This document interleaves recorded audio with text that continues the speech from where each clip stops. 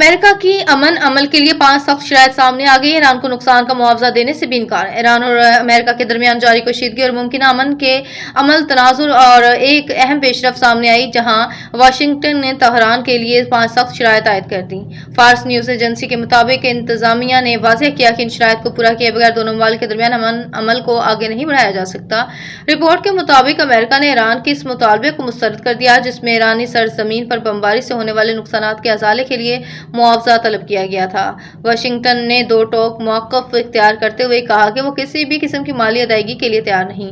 امریکہ نے 400 kilo gram افزودہ uranium کی منتقلی اور ایک جوہری تنصیب تک محدود کرنے کا مطالبہ کیا۔ امریکہ نے ایران کے منجمد اثاثوں میں صرف 25% تک نرمی پر آمادگی ظاہر کی اور لبنان سمیت تمام محاذوں پر کشیدگی کے خاتمے کے لیے مذاکرات پر زور دیا۔